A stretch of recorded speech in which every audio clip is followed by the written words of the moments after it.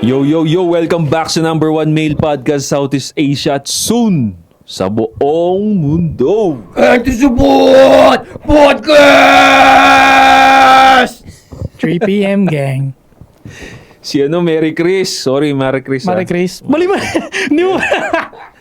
Tangina, dami ko iniisip, mga kabisado ko pangalan yun. Si Birthday Marites. nga ng mga kapatid ko, hindi ko kabisado eh. Kinanginang yan. Parang ilang 6 episode na to. Tangina, Mari Chris, Mari Chris. Ano ba bad trip siya? Marites. Di ba yung Marites? Ano ba bad trip siya? Speaking ng Mari Chris, gago hirap na hirap kami maghanap ng mag-ayos ng pinto na soundproof.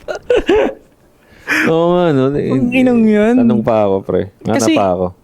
Kasi iba yung tirada. Hindi mo lang siya basta bibisagra ba yan? Oh, Bisagra. Hindi mo lang basta igaganon, pre. Iba yung pinto kasi, di ba?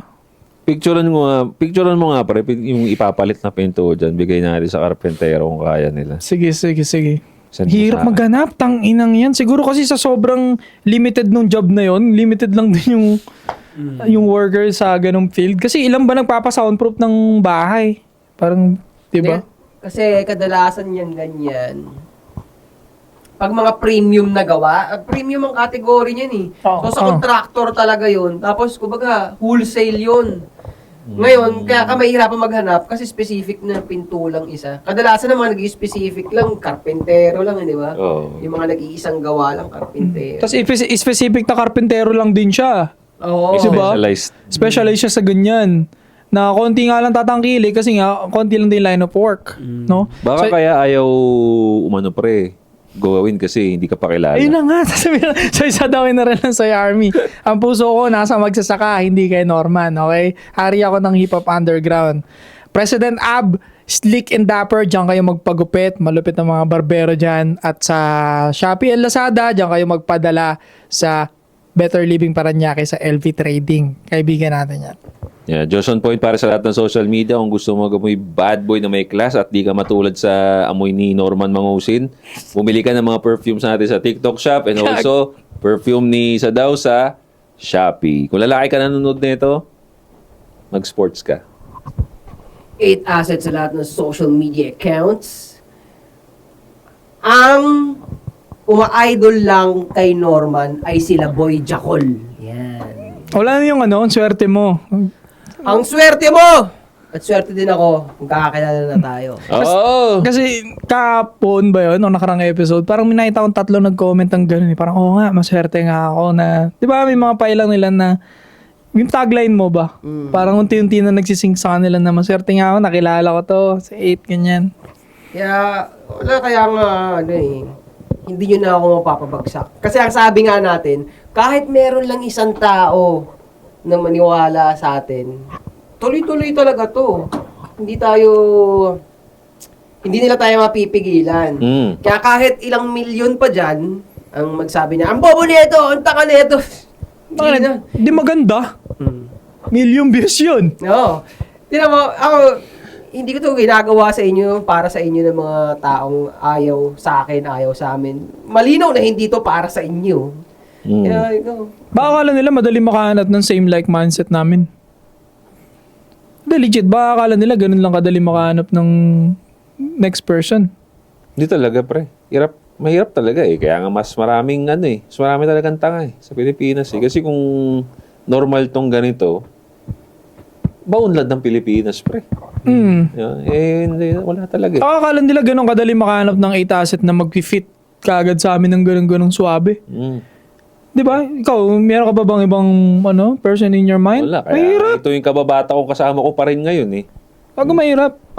Kaya basta ako sa akin yung nag-post ng tungkol sa akin, tapos ako, kayo, magpo-post kayo tungkol sa akin, tapos di ko naman kayo kilala, hindi ko naman alam yan. Tigas ng bungo nun, pare. para mag-post ng ganun. Thanks! Maraming salamat. Arigato gozaimasu. Nandar ka na. Ay na, ayaw mag-load ng post teka. Kasi pre, ito, since nandito tayo sa pinag-uusapan natin yung critical thinking, pare. Isa to sa mga critical topic na pwede natin pag-usapan, pare, about vasectomy. Ano So, ba nandito na ba? Sabihin na ba natin? Ha? Sabihin na ba natin? Na alin? Nandito tayo sa segment na. Tanga yan, Josh. Hindi naman ito may tanong eh. Ay, di to ba? eh. Ay, post ba yan? Oo, may post to. pre. Kaya pala. May post. Pero pwede pa rin. Dito tayo sa paborito yung segment. Ang May tanong. So yung tanong na to pare, hindi siya directly sa atin. So, Okay. Pero letter pa rin siya sa ibang page. So, okay. Explain mo natin sa kanila. Baka may idea ka pre. Ano ba ang vasectomy? Ay, sa simpleng salita, babaugin yung lalaki. Ganun. So, ano siya pre, yung procedure na yan, kung hindi gugupitin yung daluyan ng sperm mo, yung iba tinatali.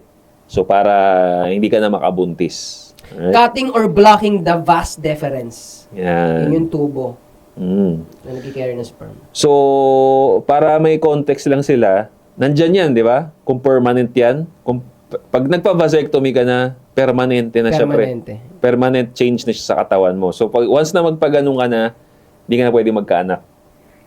Hindi, Hindi, alam ko nababalik daw yan, pre. Parang Oo. based on ano ngayon. meron siyang irreversible siya, pre. But, ang problema doon, hindi na 100% gagana yung reproductive system mo. What do you mean? Irreversible siya, pwedeng tanggalin, pwede siyang ikabit ulit, but hindi na 100% gagana. Unlike pag hindi ka nagpa-vasectomy, mataas ang chance. Mas mabababa pa. Mas lalong bababa. Yung sperm count mo, mas hihina pa. Hina. Oo. So, ano yung pinakatanong doon? Parang ano yung sa nakasulat yan? Yun lang muna, in-explain lang natin sa kanila yung vasectomy. Wait, para wait, magkaroon ng context. Ito sabi. Go. It is intended to be permanent. Mm. It is intended to be permanent. Yung pag-cut, yung pagpapabaog sa lalaki. Ngayon, reversal is possible but expensive and not always successful. Not guaranteed. Yun siya. So, madali yung paggawa, yung pagbalik, Yun ang mahirap. mahirap. Oh. So, Ganun lagi. ganun talaga. Madali magkalas, mahirap magbalik ulit eh. So yun ang context para malaman nyo lang kung gaano kabigat yun. O ito na yung message pare. Okay. So, maglalabas lang ako ng mabigat na binibitbit na problema ngayon. Baka makatulong ang pagkwento ko dito. Dahil ito sa desisyon na mismong ex-girlfriend ko ang gumawa ng problema. Right? So ito na yung problema niya.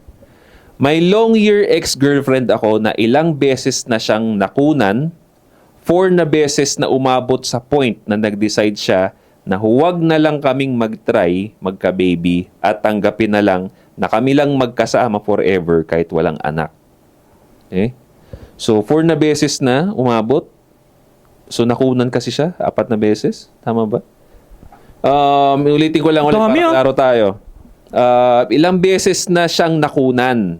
4 na beses. 4 na beses nakunan. Oh, so umabot na sa point na nag-decide na silang wag na magka-baby, alright? Okay. Move on. Hindi pa kami kasal noon. So mag-boyfriend girlfriend pa lang sila pre. Nakuna na sila. Sabi niya, magpa-vasectomy na daw ako para fair sa aming dalawa. Every time kasi na nakukunan siya, grabe yung hirap na pinagdadaanan niya. Ayaw niya na maulit, kaya kung pwede, magpaganon na ako. Sa sobrang pagmamahal ko sa kanya at iniintindi ko yung naging sitwasyon niya, kapag nakukunan siya, ginawa ko yun before sana kami ikasal. It takes time before ako mag-decide kasi 28 pa lang ako, wala pa kaming anak, tapos gagawin ko na yun. Paano kung biglang may chance na magka-baby pa, pero dahil nahirapan nga siya before kaya nag-decide ako.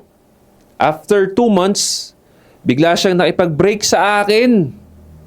Ha! Hindi pa natuloy kasal namin. Grabe lang. Sinunod ko gusto niya para sa kanya, pero siya biglang bumitaw.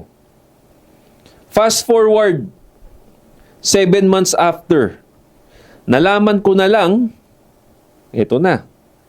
7 months, nalaman ko na lang, na nabuntis siya ng new boyfriend niya. Ha? 3 months na at nagpaalaga daw dun sa ate ng BF niya na OB. Naghanap pala ng iba. Kaya siya naghanap pala ng iba na kaya siyang bigyan ng anak. Tapos ako ito, naiwan na alam ko hindi na ako magkaka-baby sa future wife ko. Ang problema ko lang sa mga nililigawan ko ngayon, kapag sinasabi ko yung totoo na di na ako magkakaanak dahil sa mga maling desisyon ko, umaayaw sila kaagad. Maghahanap na lang ba ako ng single mom at aakuin ng responsibilidad sa mga anak niya? Pero paano naman ako na gusto kong magkaroon ng sariling pamilya at sariling anak? Forever ko pagsisisihan ng maling desisyon ko dahil nagmahal lang ako ng sobra. King ina. Bakit kasi hindi muna kami nagpakasal bago ko ituloy ang desisyon ko? Ngayon, tuloy ako ang talo. Talo ka talaga, medyo tatanga-tanga Yun ang ka eh. kabuuan ng kanyang kwento. Wala pa siyang baby kahit isa. Wala silang baby. Tapos pinabasectomy niya kagad. Kaya the main reason why nagpa-vasectomy siya kasi lagi daw nakukunan yung girlfriend niya. Okay, let's point that out. Lagi nakukunan yung girlfriend niya. So sinabi na ng girlfriend niya, para hindi na ako mahirapan magbuntis, magpa-vasectomy ka na. Right? Bakit So, pinalitan yung kanya? Ba't hindi niya palitan yun? Talaga Diba? pagdating sa pagbubuntis, ang dami namang paraan eh. Bakit napunta kayo sa vasectomy? agad-agad, sobrang extreme na solution ka agad. Extreme talaga, malala. Extreme. Tang ina, pero Kasi sabi ko nga, isa sa mga naisip ko din, pre, kung lagi pala kayo nalalaglagan, baka mahina yung egg cell ng babae or mahina yung sperm ng lalaki. So, bakit hindi mo na yun ang sinusulunan ninyo? Ipacheck yung sperm strength at egg strength ng babae. Yeah, Kasi yeah. mahina kaya hindi makabuo eh. Kaya ang ginawa nilang solution putulin kagad, ang mag-stop kagad yung reproductive system ng lalaki, which is para sa akin sobrang extreme, hindi pinag-isipan ng mabuti. Ngayon, nagsisisi siya kasi bigla silang nag-break. Kung kailan, ito pa nakikita ko mali dito, pre. Ang vasectomy is somewhat permanent. Di ba? Nakalagay nga dyan, di ba? It's somewhat permanent. Bakit kayo nagde-decide ng isang permanent procedure or permanent decision sa isang temporary relationship? Di ba? Ang mag-boyfriend-girlfriend ka, papasectomy ka?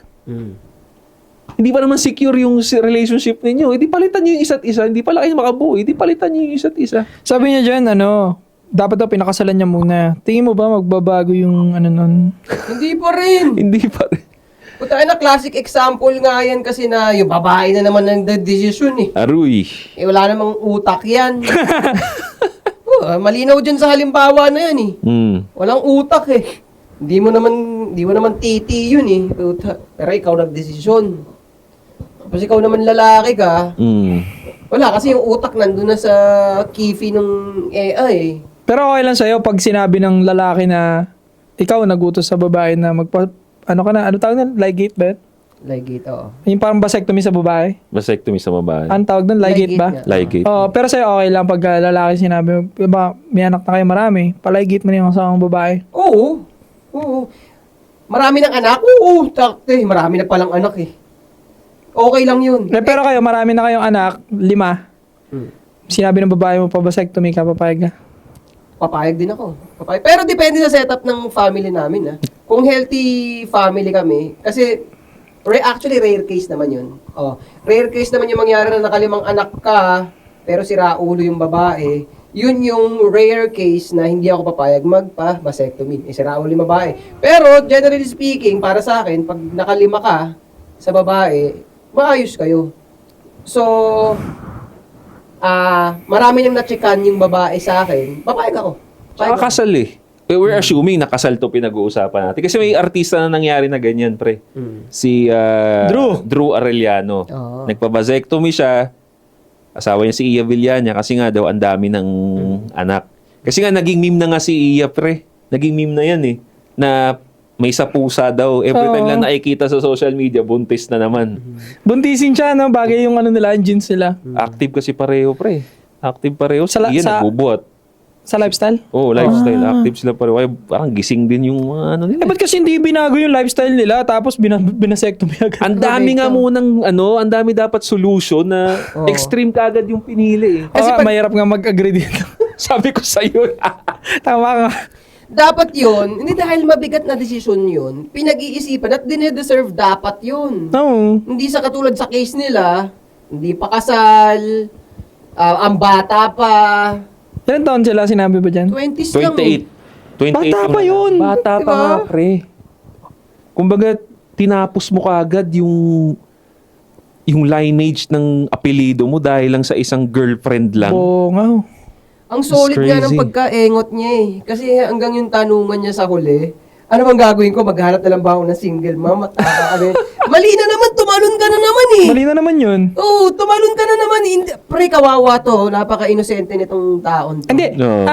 Pwedeng tignan din natin kung saan siya nanggagaling. Okay, sige go. Kasi 'di ba, wala na nga siyang anak, gusto lang naman niya may longing na may kids ba. Oo. Kaya niya siguro nasabi na gusto ko nang i-consider na mag-single mom na lang, na may anak na at least may lineage ako may tuturing na kahit hindi niya lineage, parang bang kasi nga, wala na siyang Wala anak na pre. choice. Hindi, alam mo kung mag-base ako sa kwento. Kung yung babae nga, wala pang attributes ng single mom yun Napadecide ka na magbabasectomy ka. Takong sa single mom na, matured na yan. Baka mas lalaki na sa'yo yan eh. Baka kung ano pa ituutos sa kanya, gawin niya rin, no? Nakakatakot kasi ang pangit ng foundation niya eh. Pero agree ako sa'yo doon, malaking chance na magkakamali ulit siya. Pero ang sinasabi ko, naiintindihan ko kung saan nagmumula yung decision niya ba na, sige mag-single mom na lang. Kasi never na siya magkakaanak eh. Pero Alam mo ako yun? bilang kapatid mo, hindi pa rin. Magiging alone siya gagi habang buhay. Hindi, so, alam mo solusyon lang naman doon. Ah. Pag nakarami ng pusi yan, tinan mo, aayos yung desisyon yan, hindi na yan magtatanong. Pero pero yung point nga, hindi na siya, alam mo ba yun, wala na siyang mabubuhusan ba, malay mo mapera siya, wala siyang mabubuhusan ba ng pera niya na bata, na anak Hindi niya ba? para sa akin kasi hindi pwedeng yun ang, sa structure ng priorities sa utak niya, hindi yun ang una eh. Given sa kung ano yung pinagdaanan niya. Anong una mong Okay. Gets ko yung sentimiento na gusto niya magkaanak. Pero going into a new relationship, hindi yun ang unang nasa utak mo. Correct. Ang dami mong katangahan eh. Kumuha ka ng experience. Yeah, totoo. Di ba? Experience mo na. Oo, sumibak na marami. Tsaka mo na isipin yung problema sa bata. Yeah. Sabagay. Hindi anak ang solusyon. Hindi In anak short, ang solusyon. hindi anak ang solusyon or At hindi the ang moment. gumawa ng pamilya ang solusyon sa root ng problema niya sa Bagay, ngayon. Oo, 28 pa totoo. lang naman. Oo, kailangan practicein niya munang gumawa ng sariling desisyon muna. Di ba? Tama. At mag-research. Tama. Kasi ngayon tinanggap niya na pre. Tinanggap niya na hindi kita mo, patunayan na tanga talaga 'to eh. Pinatunayan niya, I mean, ngayon tanggap niya na hindi siya magkakaroon ng anak. So ibig sabihin, late niya nang ni-research na permanent pala ang vasectomy pre. Pero nung bago niya gawin yun, hindi niya muna ni-research na, teka, nag-boyfriend-girlfriend pa lang kami nito Gagawan ko na ng permanent na yung vasectomy sa sarili ko. Teka, hindi niya na-research pre. Baka inisip niya lang, vasectomy, okay, sige, para hindi ka muna magkabuntis. Hindi niya alam na permanente pala yun. Ngayon niya lang nalaman, pre. Minsan kasi kaya napapadesisyon ng ganyan yung lalaki pagka sobrang mahal na mahal nila yung babae. Na, sige, iwalayan kita, parang ganun. Siguro nandun na sila sa edge ng ganun eh. Kaya inevitable na rin naman talaga yung relationship nila na magwawakas talaga. Hindi mo na mapipigilan. Tignan mo, nagwakas. Kasi malamang nung decision niya na gano'n, nasa edge na yung relationship nila na paayo na yung babae talaga. Tapos para ma-hold niya yung babae sa relationship, Yun yung sige, way gawin niya, ko yung no? gusto mo. Yun yung way niya. Oo. Dito nagkakamali yung mga lalaki kadalasan. Paalis na yung babae mo and then sasabihin mo sa sarili mo, sige, susundin ko na yung sinasabi mo. Huwag ka na umalis. Pero eventually, hindi talaga mapipigilan. Naalis na talaga yan. I think makakapigil na nga lang ng pag-alis ng babae na yan is huwag mo sundin eh. Huwag mo sundin at balik rin mo lahat ng ginagawa mo ngayon. Oo. Kaya paalis yung babae mo, yung ginagawa mo ngayon lahat yan, mali yan. Balik rin mo lahat yan. Totoo. Kung too nice ka ngayon, kaya siya paalis, maging too bad ka ngayon. Makes sense, pare. Kasi agree ako doon na yun talaga yung isang instinct ng isang lalaki. Kung kailan nagloko yung babae, lalo naging possessive, kasi ginawa ko rin yan, pre. Nung nag-cheat yung ex ko nun, mas lalo ko siyang naging hatid sundo ako sa kanya. Lagi, every lunch, lagi na akong pupunta sa kanya para sabay kaming kumain. Hindi niya makasama yung pinag-cheatan niya sa akin. Ganun eh. Bakit sa tingin mo? Dahil nandun yung pagiging protective natin, pag may nagtangka or talagang nagtangka na yung babae, yun na, umaangat yung pagiging protective natin in a wrong way. Insecure. Insecurity rin, natatapik yung insecurity natin. Yung ego, no? Oo, na parang, ay putang ina, nagloko. Imbis na, ayun nga, lumayo na lang, hayaan na yung babae. Kasi yung babae nag-cheat na or palayo na, hindi mo na mapipigilan yun eh. Lalong mag-worsen lang yung ugali nun, hihintayin niya na sumuko ka. Totoo. Diba? Hindi naman sila magsasabi na ayoko na eh. I-worsen nila yung ugali nila para ikaw ang ano eh. Pero nasa point din ako minsan ng isip ko, nagtatalo ako sa ganyan. May na-experience ako ganyan, marami din inohold ko eh. Anong hinohold? Alam mo, sayang din, pre-pussy din. So takot ka masiro nun. Not actually takot masiro kasi sabay-sabay naman sila, di ba? Noong mga panahon na yun, and parang gano'n lang, sayang naman, may tsura naman. Diyan ka lang. Sige. Alis ka rin naman eventually, alam ko yan. Pero sa'yo naman galing. Kasi, by the end of the day, susubo pa rin niya yung cheese dog ko, gagawin pa rin niya yung gusto ko. Parang gano'n. Doble ingat na lang kayo, mag-condom kayo Gano'n. Parang, di ba? Sayang naman. Oo naman. Totoo naman yun. And tanggap ko naman, basta pag dumating yung time na yan, may kausap, may cheating, ganyan, tanggap ko na yan na di na to, inevitable na tong babaeng to. Pero hindi ko sa akin manggagaling. Sa'yo na, sige, ikaw ang aalis. Pero maximize lang. Pero tignan mo, sabi mo, di ba pinagsasabay mo sila nun? Kasi hindi ka nga uhaw dahil nga marami nga eh. Diba? Yung mga ibang kalalakihan kasi, yun lang yun, pre. Nag-iisang babae lang nila yun. Kaya hindi talaga nila maiiwasan na, for example, in my case din na nangyari, siya lang kasi yung babae ko noon. Kaya nung nag-cheat siya, putang ina, nag-protective mode ako, imbis na pakawalan ko siya. Ngayon, hindi na. Diba? Kahit wala naman akong babae ngayon, kung magloko man, secure na ako sa sarili ko. Sige, kaya ko naman kumuha pa ulit eh. Pero yung mga ganong klaseng lalaki na desperate, na nagloko yung babae, lalong hinihigpitan, putang ina, hindi pwede mawala sa akin to. So, ma-advise mo na dapat meron kang 2 to 3 chick pag hindi ka pa kasal? Putang ina. Kasi nag-agree ka sa akin. Alin? Tama ba? Hindi. Tama. I understand kung saan ka nga nanggagaling. Di ba? Kung bakit naging ganun. Kasi hindi ka nga uhaw sa babae. Kasi marami kang babae. No? Pero sa akin naman, hindi naman ako agree na pagsasabayin mo. Hindi ako 100% agree. Alam ko kung saan ka nanggagaling. Pero kasi ako, kaya confident ako na kahit magloko siya, hindi ako maghihigpit. Kasi confident ako eh. Na-build ko yung sarili ko na maging ganun ako in the future. Hindi dahil sa babae, kundi dahil sa akin. Kaya ko naman dumiskarte pa ulit eh. Kahit hindi ko sila pagsabayin, kaya ko dumiskarte ulit. Kaya alam ko kung saan ka nanggagaling. Gets ko yun. Pero, ako, yung magkaroon ng 2-3 chick, okay naman talaga yun. Pero ang tanong, kaya mo ba?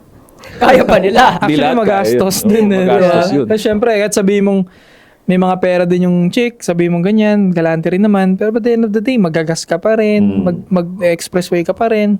Alam mo yun, sometimes, minsan, ikaw di naman yung magiging taya. Di naman pwede all the way, palibre ka lang ng palibre sa mga chick eh, diba? Kahit sabi mo pera sila, yun lang. Alam mo na pag-uusapan natin dati, sabi ko, kung magagaranti lang na bawat lalaking Pilipino, marami, kung halimbawa, generally speaking, ang mga lalaking Pilipino ay puro malulupet. Ako sasabihin ko talaga, tig-isang chick lang. Tig-isang chick para lahat magkaroon. Para lahat magkaroon. Maayos na society. Yan ang gusto ng lalaki na hindi gusto ng babae. Na ano nga ulit? Yung tag-isang chick. Tag-isang chick? Babae lumalabag dyan eh. Ooh. See? babae pala may kasalanan. Yeah, babae nag-create ng game na yan, babae ang lumalabag dyan. Akala ng mga tao, lalaki ang masama kasi nang tatatlong chick, dadalawang chick. Babae ho talaga pinaka may gusto nun. Sila ang OG. Babae. Sino ba nagbubukas ng mga pempem nila sa atin? Oo, no. Sino ba lumalapit sa atin pag gusto tayo? Tama ka nga eh, kasi... Kasi kahit pilitin mo na tatlo gusto mo, kung ayaw ng babae, wala kang magagawa. Tama. So, kahit ako agree ako sa'yo, gusto ko din talagang kahit tag-iisa lang lahat, para lahat meron, para walang terorista. Oo. Kasi nga nagkaka-terorista, wala akong chick yan eh, walang pamilya yan eh. Pakamatay na ako, boom! Alam, wakbar yan. Oo. Wala naman akong ano eh. Wala silang, kumbaga, walang nagmamahal sa kanila. Wala. Kasi pag, may, wakbar na lang. kasi pag may kid ka na, or at least may wife ka, may bahay kayo, hindi, sayang naman pinaghirapan ko. Yeah. Ba't ako, ano lang yun lang naman naisip ko, no? Tingin ko, babae din talaga may kasalanan yan. Di sa dinedefend ko sarili ko pero... Ako sa akin, make sense din talaga. Babae may kasalanan. Babae may kasalanan. Kasi kahit sabihin natin sa kanila, oy girls, tag-iisang ano lang kasi. Oo nga, tag-iisa nga. Sama-sama kami doon sa isa. Ay kasi nagsisiksikan sila sa ano sa may alam Ganon. So, yun nga, yun na pag-uusapan. Kung lahat ng lalaki malulupit, okay, 1:1. Pero ayaw ng babae, di ba? Ayaw ng babae, hindi nangyayari. Oo. So, nandito ngayon tayo sa realidad na ang daming lalaki talaga na walang bitaw, deserve na maging single hanggang mamatay. Oo, maraming support na lalaki na deserve maging single hanggang mamatay. Ngayon, dahil yun ang katotohanan, yung mga mga support na lalaki na deserve maging single hanggang mamatay. Yan yung walang ibang sinabi dun sa Norman Mangusin kundi research. Sila yun. Mabalik ko sa vasectomy. Agree na ako na tama lang yung decision niya, nagpa-vasectomy siya. Tutuloy ko lang. Tama siya eh. Ha? Tanga? Parang hindi na siya dumami. Ang galing mo talaga, boy. Ang galing mo talaga. Oh, yun na nga, di ba? May point, di ba? Deserve ko maging single hanggang mamatay. Oo. At di niya na deserve mag-anak. Tingin ko kasi tangina kung ganun katanga yung decision mo, huwag ka na dumami. Alam mo, yan din yung yung opinion ko sa... Kasi kung titignan mo, pre, ito yung, kumbaga, usapin din dyan sa social issues na yan na abortion and vasectomy. Para sa mga nasa woke side, equal yan, di ba? Ganyan. Kaya sabi ko, sige, magpa-abortion ka rin. Agree ako sa abortion. Bakit? Kasi nag-decide ka niyan, ibig sabihin, hindi ka ready, irresponsible ka, para hindi ka na rin dumami. Yun yung stand ko, di ba? Naalala mo, yung stand ko sa abortion. Tama. Para hindi ka na rin dumami. Kasi, Huwag na natin awatin, no? Oo, huwag ka na dumami. Dati kino-convince yan tanga na yan. Okay na yan, Oo. sige. Lagi grabe yung direksyon itong usapan natin. Kasi ang isusunod ko dun sa sinasabi ko, dahil nga yun ang realidad nga, mga lalaking support na deserve maging single hanggang mamatay. Kaya, nagme-make sense talaga na mag-multiple wives yung lalaki. 3 wives for a life. Polygamous. Polygamous talaga. Kasi, Bakit? Explain. hindi ako naniniwala na ang babae ay mamumuhay na mag-isa hanggang mamatay. Hindi niya talaga kaya yun. Ayaw niya. Oo. Hindi ko talaga i-recommend sa babae yun. Ayoko talaga na mangyari sa babae yun. Kaya, papayag na ako na pangalawang asawa ka sa matinong lalaki, sa malupit, sa may bitaw na lalaki, payag na ako na pangalawang asawa ka, kaysa tumanda ka ng mag-isa. Kasi hindi naman na concept yan eh. Hindi yan figurative speech, pre. Nangyayari naman yan. Nag-aagawan yan sila. Pumapayag nga sila na maging kabit ng isang mayaman na lalaki. Actually, may sikat. Ayaw ko na mag-drop name. Merong sikat na kilala siya na it girl. It girl. So, social tignan tong babae. But, siya? Kabit siya ng isang mayaman, pre. Kumbaga, kinabitan niya yung mayaman na lalaki. Pumayag siya. Yun ang image niya. Nagkaanak pa nga sila eh. Kasi tol, based on studies and research, factual to, kaya to-search nyo pa, ang mga babae, walang pakialam sa cheating technically. Wala talaga. Ang pinaka may paki sila sa benefit. So, for example, sa 8 asset, multi-millionaire na 100 million yung pera. Tapos yung chick mo na yon, siya yung paborito mo, binigyan mo ng kotse, binigyan mo ng bahay. Kahit mag-cheat ka, iiyak lang saglit yan, masasaktan yan. But then again, hindi siya kakalas. Kasi, ang taas ng benefits. Kaya magtataka kayo yung mga big man dito sa Pilipinas. Hindi pa Big rin, man thing. Oo, hindi pa rin kumakalas yung mga chika bebe, although nag-cheating sila. Kasi mas may paki ang mga babae sa benefit. Kaya naalis sa'yo, pag nag-cheat ka, kasi wala namang benefit sa'yo. Ang tanging benefit na nga lang sila sa'yo sa normal pips, di ba, is yung emotional support mo, yung pagiging stable mo kahit papano, susuklay mo pa ng cheating, hindi ka na nga nag-overextend ng yaman. Yun yung big deal sa kanila yun, pre. Yes, Big doon deal sa sila kanila pinakagalit. Yeah. Pero tanungin mo yung mga babaeng sobrang daming benefit na nakukuha doon sa mayaman, nag-stick sila. Bakit sila nagdi-divorce sa US? Kasi sa benefit na makuha ang cash. Tanggalin mo yung benefit lahat. Basta tanggalin nyo lagi yung benefit, walang babaeng kakalas. Totoo. Exactly. Totoo yun. Kasi nga, again, meron pa nga ako napanood na video. Yun nga, ewan ko na, kwento ko na rin ata to. Tinanong siya, anong mas gusto mo? Lalaking mahal na mahal ka, may flowers ka everyday? Flowers lang everyday? Or lalaking nag-cheat sa'yo, pero meron kang mga luxury bag araw-araw? Pinili niya yung nag-cheat, pre. Basta may luxury bag. Ganun sila eh. May benefit eh. Ganun sila. Kaya nga, nagpapatotohanan dito that pagdating sa pagiging romantic, sinong mas romantic na species? Lalaki talaga. Lalaki. Kasi kahit wala tayong benefit, basta maganda ka or maayos ka naman, may peace ka naman, hindi ka naman bungangera. Kahit wala akong makuha sa'yo na monetary or what, okay ka na sa akin. Totoo. Usapang romantic, tayo talaga. Pero ang makulit doon, hindi gagana yung romantic way in most women, no? Hindi talaga. Pre. Unless spiritually, nasa iyo siya. Yeah. Siguro doon lang valid na gumana yun. Kaya yung totoo talaga na nice guy finish last talaga, pare. Totoo talaga, ilang beses nang napatunayan yan na eto pa eh, meron pang content creator dyan. Pinagkumpara niya, pre. Gusto niya pang i-sugarcoat. Pinagkumpara niya yung nice guy at bad boy kasi gusto lang kontrahin yung sinasabi ko ba na wag daw maging bad boy. Sabi niya, ano bang pinagkaiba ng, ano ba mas maganda? Nice guy or bad boy? Yan. Sabi niya, ang nice guy kasi, di ba, nakukuha nila yung babae pag mature na. Oh. While sa bad boy, di ba, gusto lang sila ng babae when the girl is young and having fun. Eh sabi ko, teka, the nice guy gets the girl when they mature. So meaning mas matanda na sila? Bakit parang pinipicture mo as mali pala yung bad boy? Eh, yung bad boy nga nakuha ng young at fun yung babae. Para bang gusto niya akong kontrahin pero parang na-prove niya yung point ko. Nang hindi niya na sinasadya. Hindi niya sinasadya. So totoo nga, bad boy is much better kasi nga nakukuha yung babae ng young at less damage, less heartbreak, Less trauma. less trauma. Samantala, pinagmamalaki niya, translation dun sa sinabi niya, ang nakukuha mong babae, kapag nice guy ka, Nice guy ka. is 30 plus. 30 plus. 30 plus pala, sorry, 30 plus. Oo. 30 plus na expired na nirantro na nung 20s. Ng iba't ibang cheese dog. Yun na nga eh. Kasi meron pa ako isang ni-review na video, pre. Only fan siya na babae.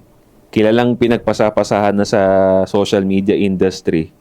Nas ngayon may boyfriend siya na nice guy. Na dati daw hindi niya pinapansin. Ngayon, sabi pa niya doon sa interview, I've been through a lot of bad boys. But now, I decided to stick to you.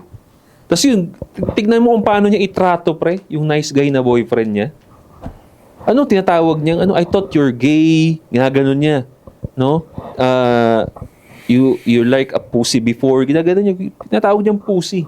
Ganon i-disrespect ang pa-romantic, pa-nice guy talaga, pre. Sasagutin ka, oo. Pero after, so many cheese dogs na. So, marami talagang ganyang cases kahit yung mga artista ngayon na babaeng magaganda na nagsisitandaan na ngayon, lahat nag-settle down sa mga businessman na nerdo Nerdong businessman na walang dating na kinukwento nila, high school classmate pala nila to, na may crush sa kanila noon. Kinang ina, tignan mo ngayon lang nila sinagot nung sitandaan na yung mga babaeng to. Hindi nila pinapansin dati. Oo. Hindi ko nga siya pinapansin dati. Nililigawan niya lang ako eh. Dalawang artistang babae yun na maganda noon. Na ngayon, matatanda na, mga 40 na. Na nag-settle down. Pares nerdo yung mga asawa. Na ang pares kwento is long time manliligaw nung dati na naputol. O bakit naputol? Kasi chinisdog ka. Kaya pinutol mo yung connection mo dun sa mahal na mahal kang lalaking yun. Tapos eventually daw, yung isa namang artista, nagkita sila sa party, kinamusta siya, and then unti-unti daw na fall in love siya again. Wow! Again. Kingina talaga. mo! Diba? Alam mo, ang view ko pagdating dyan, ito, kaya hindi talaga to alam ng mga babae. Ecosystem, tinitingnan ko siya sa, sa perspective ng ecosystem. Mm. So, ano ba yung ecosystem? Parang, yan halimbawa, dito sa mundo, para siya maging sustainable, halimbawa, yung halaman, pag yun nabulok at nalaglag sa lupa, nagagamit ulit yung nutrients na yon para bumunga yung halaman. No? Yeah. Mga ibon, tutukain yung bunga niyan, which is yun, nakikinabang sila dun sa halaman, di ba? Tapos dadalhin nila yung prutas sa ibang lugar, mahuhulog yung buto, magkakaroon din ng puno. So, ang point ng ecosystem, siya, sustainable na cycle. Sustainable na cycle. Ngayon, pag pinag-usapan natin yung lalaking malupit, tapos kayang afford niya, capable siya, ng multiple wives, pag tinignan mo sa perspective ng ecosystem, aabante pa rin talaga yung isang community. Pero kung ilagay mo naman yung isang halimbawa, na yung babae ang nasusunod, tapos, syempre, ang maa-attract lang naman ng babae na siya nasusunod, lalaking supot, Yeah, tulad yun. kawawa na, wala ka naman pangalan eh. Lalaking supot, ngayon, tinan mo to babaeng siya nasusunod, lalaking supot, pag nagkaanak yan, paano mo tuturuan ng kalibre yung anak mo? May naisip tuloy ako pre nung sinabi mo yan. Diyan muna tayo, sige. Bago ko ituloy yung sige, sinasabi ko. teka lang. Sige. Hindi kaya message yun kung bakit laging, fuck. Sarang delikado to sasabihin ko. Pero hindi, sige. Nagbabase lang naman tayo sa kwento eh. Hindi kaya 4 na beses na kayong nalalaglagan kasi hindi nyo pa talaga deserve magkaanak. Kasi nga, the way silang mag-isip eh. Lalo na yung lalaki.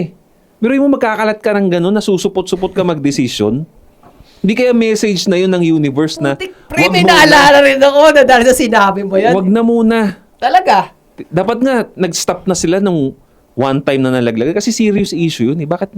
Di ba dapat doon pa lang sa first issue na nalaglagan, pina-check ninyo na yung kung ano man yung dapat ninyong gawin. Kasi heartbreaking yung maraming nalalaglagan pa rin. May mga content creator ako na na-follow ng misis ko na heartbreak dahil nalaglagan. Nag-stop muna sila. Hindi na muna nila ginawa yun. Nagpa-check up sa ano bang mali. That's the right thing to do. Ang tignan kung bakit nangyari yun. Hindi yung ulit-ulitin yung nangyari. Bobo nga. Baguhin yung kinakain, ayusin yung lifestyle, magpalakas ng katawan, tanongin yung doktor anong kailangan supplement. Lahat yun hindi nila ginawa siguro. I assume, kasi 4 na beses eh. Exactly, pare. Ang daming pwedeng gawin bago mag-jump off dun sa vasectomy. So, the way silang mag-isip, sinabi ng universe, hindi deserve magkaanak na ito. O, dun ngayon babaksak yun. Di mo the way siya mag-isip, hindi sila binigyan ng anak kasi anong ipuproduce mo? Mga alien ata yan eh. Pre, may naisip akong Mga, kasakayan. mga undin. May naisip akong kasakayan na napaka-hot take nito, pare. Okay, bitaw mo yan. Halimbawa, ako, so binembang ko si Mrs.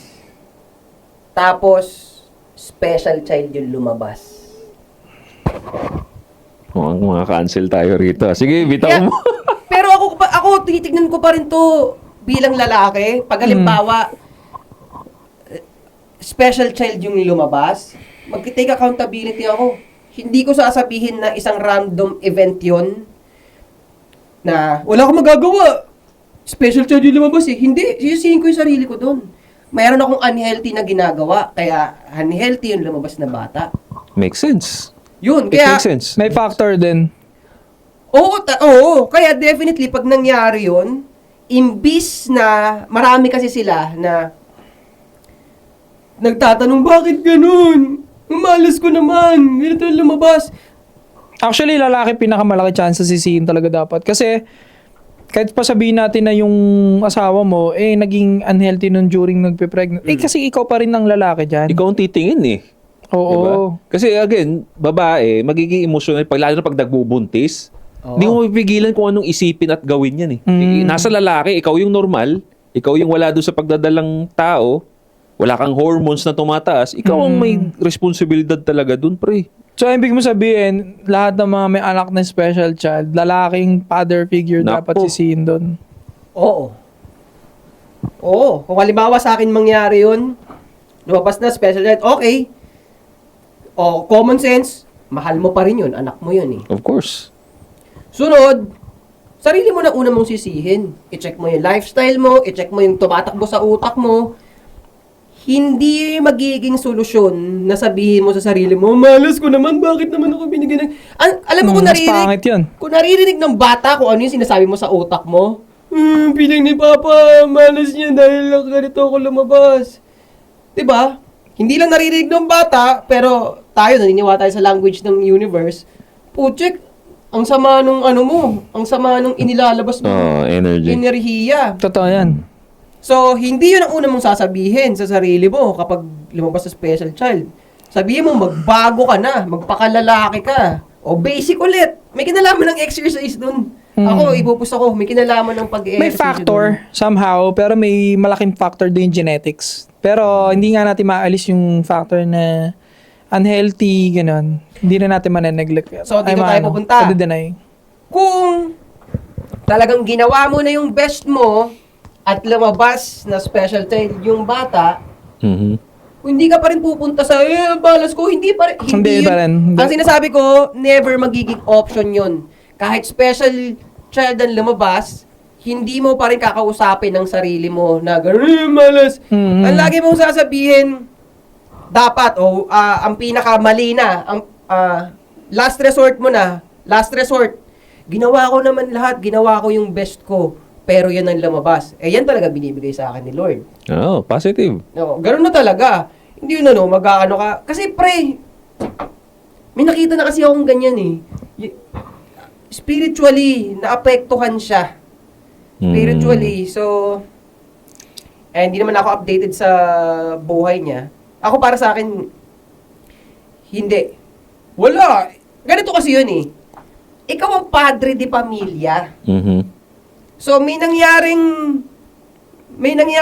medyo labas sa kontrol mo, Mhm. mabigat talaga yon, ikaw pa rin ang source ng strength. Yeah. Dapat makita nilang lahat na lumalabang ka pa rin. Pero bumaba yung spirit mo, naku, nakakatakot na yung sunod na bata, baka ganun ulit. Totoo. Bumaba yung spirit mo eh. Di ba? Kaya never magiging option yun. Kaya Doon nga, ka pa rin oo. sa pagpapalupit pa rin. No.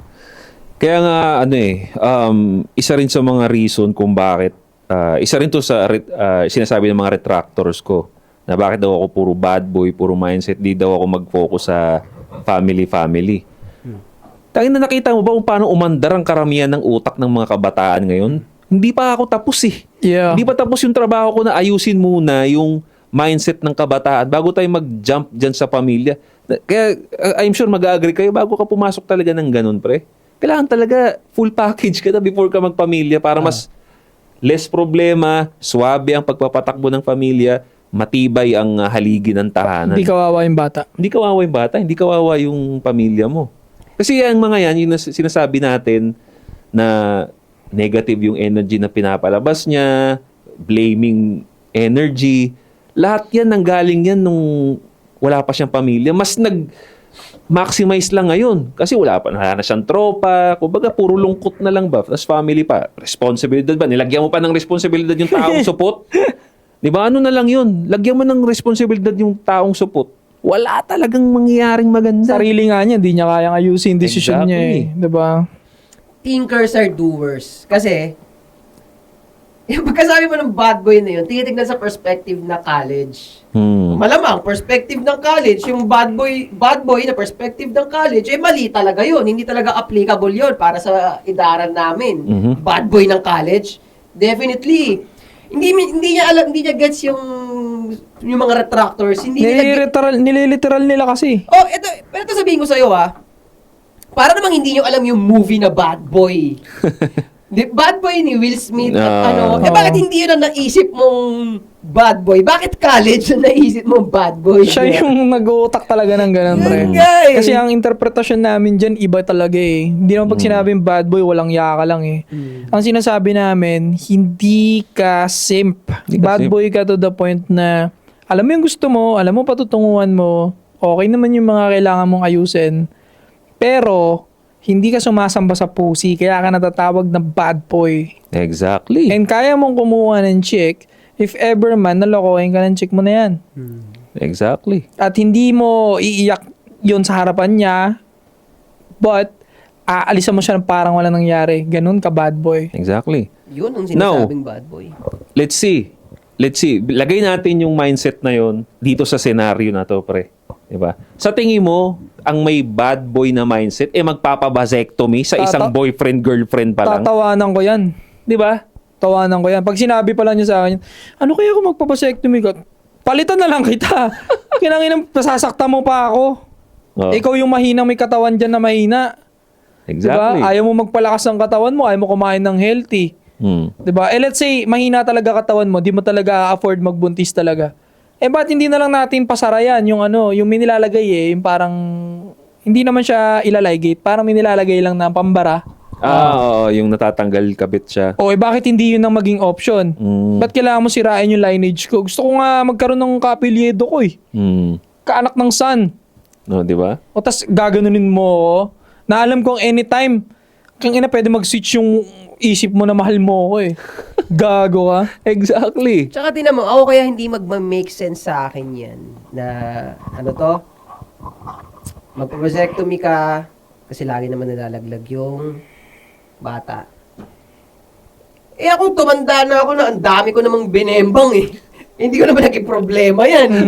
Diba? So, paano ako mako-convince yan ng kung sino mang babae na sabihin magpapasectomy ako? Diba? Diba? Ibibigay ko lang talaga yan sa babaeng deserving lang talaga. Totoo. Ito, magbabasa na ako ng comment. Go. Ilang comment lang dito.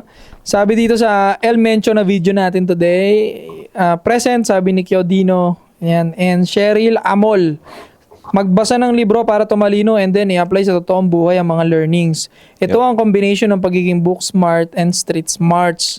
Anyways, this is my first comment here. Proud to be member ng ASP fam. Nice. Matalinong comment. Kaya gusto ko makarinig ng mga ganyan. Sabi ni Kuis Takumi, what's up mga men? While one duty, kinig muna habang naghihintay ng guest. Shoutout, maraming salamat. Sabi ni Gerard, 10:14, let's go 3 p.m. gang. Mabuti at ASP family una lagi sa nakikinig. Salamat sa magandang topic ngayon. Nakaka-inspire mga take nyo sa kada question. Honestly, dream come true mga boss, makasama kayo. Kapag pala rin makita kayo, sana makasabay sa pag-angat nyo, mga tulad namin. Kahit onti, nag-i-improve para sa sarili namin dahil isa kayo din sa family. Salamat. Soon. Meet up tayo soon. Security lang iniisip namin Sabi ni Gabriel Fundales, 5715, member na ako. Pa-shoutout naman ni SP. Ano pangalan? Gabriel Fundales. Gabriel Fundales, maraming salamat sa pagiging member. Shoutout sa'yo.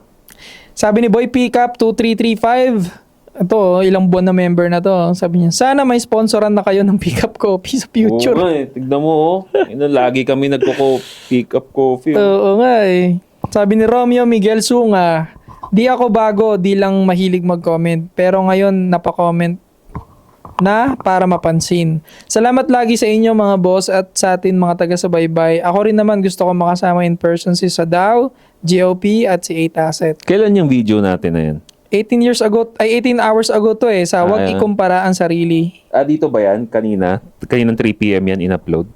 Hindi, naka-advance yung mga pang-member. Okay. Sila lang to mga pwede mag-comment. Okay. Focus tayo kung ano may ambag natin sa kanila kasi sila sa pakikinig pa lang natin panalong-panalo na tayo kaya need nating galingan talaga para kung may chance na makasama natin sila in person, may mailapag tayo na makakatulong din sa kanila. Ganda nun Tignan mo. Pakita mo yung comment, pre, ng mga solid ASP natin. alam mo yung hindi naman nila tayo kinikiss as, pero may laman. Kahit nga napapansin ko at disagree sa atin, may laman eh. Boss, ito sa sinabi mo na to, parang hindi ako agree kasi yung bibigay ng facts oh. Samantalang yung mga tourist, wala eh. Sinabi lang, di nag-research. Alin doon yung sinabi namin? Ang dami naming sinabi doon eh. Ang tawag mo sa kanila? Tourist. Yung mga tourist na yun, Kuchik, hindi alam yung malinaw na hindi nila pinapractice yung paglatag ng facts. Oo, totoo. Kasi kung nilagay lang nila sa ganon, wala naman ng pag-uusapan eh. Oo. Tapos na eh. At least tayo na lang mga netizen ang husgado dito. Wala nang judge, di ba? Ang haba naman ito. Sabi ni Cherry May Bautista, oy, babae oh. Tama talaga yung partner ko na wag ako mag-social media and makinig na lang sa podcast kagaya nitong ASP. Tignan mo, asawa niyang lalaki ang nagsasuggest makinig ka dyan. Di ba? Ang lupit ng relationship. Iba pre. Dahil dito, lalong tumibay yung pagsasama namin. O, tignan mo. Putang ina. Tapos, Making men strong and relationship strong. Oh, di ba? Putang ina, ASP gang. Ganito yan yung mga tourist alam nyo, yung mag-research para kay Kulaong, walang kwenta yun. Pero i-research nyo yung ASP, nakita mo yun, yan ang dapat i-research nyo. tangin na kasi neto mga to, pinapa-research nyo kami sa buhay ni Norman. Putang ina, trabaho ng investigador yan. Trabaho ng kapulisan yan eh. Inang yung pakialam namin dyan. So ito, kadugtong, sabi niya, mas lalong tumibay yung pagsasama namin. Mas lalo kong naiintindihan ang mga dapat kong gawin bilang babae. Para sa mas mapabuti pa yung relationship namin and family na binubuo namin. Mas umaayon ang lahat at gumagaan. Oh, tingnan mo. Hindi lang siguro maintindihan ng karamihan na lahat ng sinasabi at advices nyo para sa mapabuti ang lalaki at babae. Para mas magkaroon ng maayos na relationship at buong pamilya. Kami po talagang ina-apply yung mga sinasabi ninyo. Pa-shoutout po sa man ko na kayo ang isa sa nilulook up niya. Kaya mas napapabuti siya at napapabuti rin ang pamilya namin. Pangalan niya Romeo Miguel Sunga. Shoutout sa'yo, Miguel Suma. Maraming salamat sa suporta. Alagaan mo yung misis mo, pre. Ang inang yan. Ito rin yung lagi ko nababasang comment, si Romeo Miguel Sunga. Oh, Romeo Miguel. Shoutout sa'yo. Maraming salamat. Misis mo, alagaan mo yun. Protektahan mo yun. Tama. Sabi niya, thank you at Anti-Support Podcast, more power, and may God bless you always. Subaybay pa namin from the first uploaded nyo ng video. Wow! Shoutout sa'yo, Cherry May and Miguel Sunga. Ang malas ng mga tourist na nilalagay tayo sa kategory ng bobo. Malas nyo. Di ba? Nakita mo yung epekto nun sa buhay nila, sa pamilya nila. Panggulo ka eh. Oo. Tourist na to eh. Ay nga pala, ito yung pinakamaraming comments, no? Mabilis lang to. Si MLife66, Christopher Ibasco, 109. Si Papi, 22. Si Quirk, 28. Si SJ Gamayo, 100 yung comments. Kulay violet na yung yung membership, niya. Si Jeff Almighty, 155. Si Boy Pickup, 138. Alvin De La Peña, 132. Sipag nyo mag-comment mga member. At yun lang. Salamat, pare. Again, leave a comment down below. No, mahalaga sa amin yung mga feedback ninyo. Negative feedback man yan. Basta, may laman, constructive criticism. Tinatanggap namin yan. Alright? So, maraming salamat sa suporta. Don't forget to subscribe, hit the bell para notify kayo sa mga bago nating videos. Anti-Support Podcast. Magbabalik kami. 3 p.m. gang. Mahalaga sa amin yung comment niyo, good or bad. I-comment nyo yan. Mahalaga sa amin yan.